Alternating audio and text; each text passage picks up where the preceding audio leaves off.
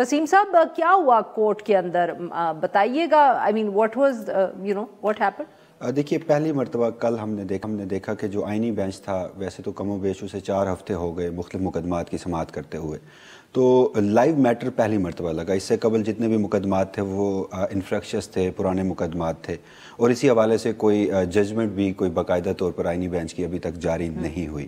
اور ایون کہ اگر آرڈر آف دا کورٹ کی بھی بات کی جائے تو وہ بھی جاری نہیں کیے گئے تھے. تو اس ہفتے کچھ اہم ترین جو مقدمات تھے, جن میں سے 2 کی تفصیل آپ نے بھی بتائی, وہ مقدمات سماعت کے لیے مقرر تھے. تو اس میں اب جو گزشتہ روز ایک سماعت ہوئی اور ایک آج سماعت ہوئی. آج سماعت اس لیے آگے نہیں بڑھ پائی کہ جو وکیل تھے وزارت دفاع کے وہ آج پیش نہیں ہوئے. معاملہ تو کہا گیا کہ وہ علیل ہیں خواجہ حارث صاحب, مگر ہماری اطلاعات یہ ہیں کہ آج ایک اور بڑا معاملہ سامنے آیا ہے. ایک ہائی پروفائل کیس تھا جس پہ کہا گیا ہے کہ چارج شیٹ کیا گیا ہے انہیں جی. تو ہماری اطلاعات کے مطابق خواجہ حارث صاحب جو ہیں وہ ان کے بھی وکیل ہیں, تو وہ وہاں پر مصروف تھے جس کی بنیاد پر وہ سپریم کورٹ نہیں آ پائے. تو اب یہ معاملہ جمعرات تک ملتوی ہو گیا ہے. اب جو گزشتہ روز سماعت ہوئی ہے اس میں کچھ میرٹس پہ بات آگے بڑھی ہے, لیکن بدقسمتی دیکھیے غالباً 1 سال ہو گیا ہے. 23 اکتوبر 2024 کا تو یہ ججمنٹ تھا سپریم کورٹ کا.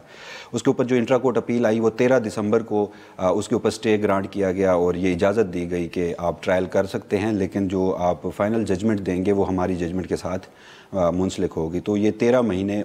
1 سال پورا ان خاندانوں نے انتظار کیا, بینچز مختلف بنتے رہے, اور پھر کل جواد خواجہ صاحب سابق چیف جسٹس ہیں, ان کی جانب سے جو ایک پٹیشن تھی, بنیادی طور پر میں یہ سمجھتا ہوں کہ یہ 2 معاملات ہیں, ان کو الگ الگ دیکھنا چاہیے. ایک تو یہ ہے کہ جو میں سمجھا ہوں ان کی درخواست سے, آلدو کہ وہ 20,000 روپے جرمانے سے وہ خارج کر دی گئی تھی, 20,000 جرمانہ بھی لگایا گیا تھا, اور ہماری اطلاعات یہ بھی ہیں کہ جواد خواجہ صاحب جو ہیں وہ اس کو بھی چیلنج کریں گے کہ ان کے اوپر جو 20,000 روپے کا جرمانہ لگایا گیا. تو اب ایک وہ چاہتے ہیں کہ چونکہ 26ویں آئینی ترمیم آئی اور اس کے ہی کانسیکوینسز میں یہ آئینی بینچ ہے, تو لہٰذا جب تک 26ویں آئینی ترمیم کا فیصلہ نہیں ہوتا یہ آئینی بینچ اس مقدمے کی سماعت نہ کرے. اور اس کی جو ریزن وہ یہ ہے کہ وہ یہ معاملہ ونس فار آل ایک ہی مرتبہ سیٹل ڈاؤن کرنا چاہتے ہیں کہ سویلینز کو آپ ٹرائل کر سکتے ہیں ملٹری کورٹس میں یا نہیں, اور دوسری جانب پھر ان 85 افراد کا تعلق ہے جو اس وقت گزشتہ 1 سال سے انتظار میں تھے. بالکل, we'll just come back to that. یہاں ہم اگر بیرسٹر صلاح الدین احمد صاحب کا بھی ویو لے لیں. سر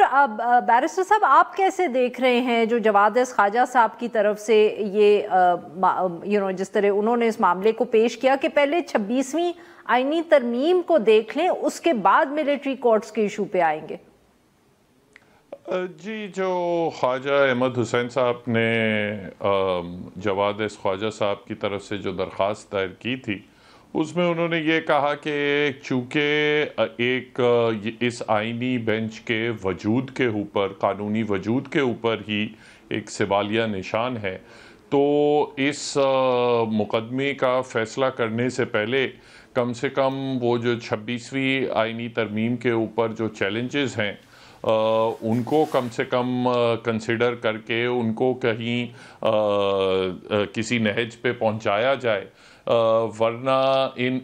اس مقدمے میں اعتراض یہ اٹھے گا کہ آیا آئینی بینچ کے پاس قانونی اختیار حاصل تھا کہ وہ اس اپیل کو سن سکتی ہے یا نہیں. تو وہ درخواست انہوں نے پیش کی تھی. اس پہ بینچ کی طرف سے اعتراضات یہ آئے کہ اس سے تو معاملہ ڈیلے ہو جائے گا, اور جو اکیوزڈ ہیں ان کیسز میں کئی اکیوز جو ہیں وہ 1 سال سے اوپر بیہائنڈ بارز ہیں. مگر ایک جو چیز وہاں سمجھ میں جو آتی ہے کہ اگر وہ لوگ بیہائنڈ بارز ہیں تو وہ اس لیے ہیں کیونکہ جو سپریم کورٹ کا پہلا فیصلہ تھا اس کو سسپینڈ کر دیا تھا اس بینچ نے اپیل میں. تو اگر تو وہ سسپینڈ نہ کرتی, اگر آپ نے صرف ایک قانون کے وجود کے اوپر آپ نے اپیل دیکھنی ہے کہ آیا سویلینز کی ٹرائل ہو سکتی ہے ملٹری کورٹ میں یا نہیں, تو یہ ضروری تو نہیں تھا کہ وہ نیچے والی جو ججمنٹ ہے اس کو سسپینڈ کریں. اس کو سسپینڈ کرنے سے اور پھر یہ کہنا کہ فائنل فیصلہ نہیں ہو سکتا, تو اس سے جو لوگ بیہائنڈ بارز ہیں تو وہ تو اسی بینچ کے اسٹے آرڈر کی وجہ سے بیہائنڈ بارز ہیں.